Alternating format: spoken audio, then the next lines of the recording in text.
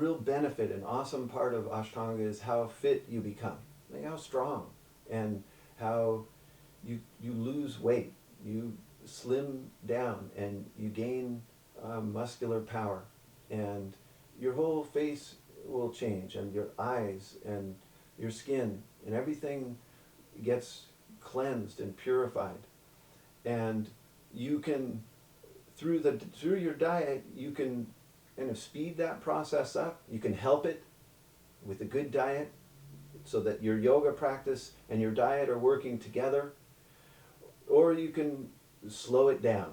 You can eat the wrong foods or too many of them, or I mean, in not so often, but even too little food could be a problem, but that's not generally the problem. So the wrong foods, too much foods at the wrong time, those are all going to actually detract from your practice. They're going to make it harder. And so that your job is partly to sync the two up. It's to sync up your food habits with your practice. I do have very specific ideas about like what is a balanced diet, but I'm not going to go into that now. And because we can, a very basic idea of it is enough, and everybody already has that. Okay, so we know that like whole grains, vegetables, and mostly vegetarian, not a lot of fatty foods, not a lot of dairy, not a lot of meat, not a lot of sugar, you know, very minimal use of alcohol and drugs, that all of those ones, those types of foods that are on the outside, out of balance, you've got to minimize to really make progress.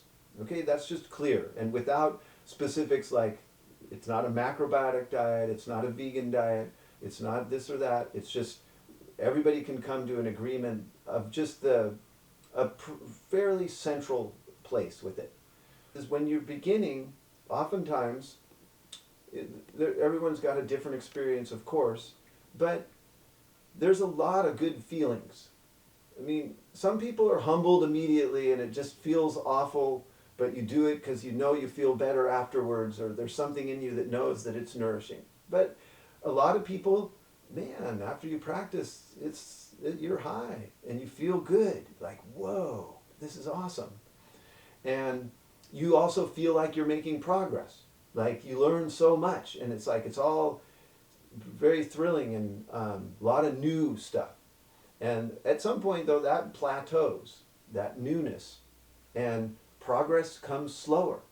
Like you feel like you're battling against something, and possibly either staying the same, or it's just, it doesn't, that same thrill isn't there, that same newness and change. And that's when you have to start refining it and looking at all the possibilities. Like, wow, what's going to influence this, and what's going to take me further in it, and what's going to bring that newness to it. And the diet is in that. To look at your diet and to rein it in and work with it means that's an avenue of progress, and physically and just in your readiness, and it'll affect your consciousness and your mind too. And so you look at your diet, start looking and seeing where the junk is, where the fat is, where there's excess of the foods that are on the outside, and those you start eliminating. That's the kind of experimenting I'm talking about. It's not actually much of an experiment. It's a reduction. It's a reining in. It's just like the other forms of tapas, of like reining in the mind. And you've got to narrow your diet some and see and feel how that feels. If you take up yoga practice and you continue to eat bad food, you won't make progress. You won't. And so you have to bring in diet to it. That those two are a tandem. The asana practice and the diet are together.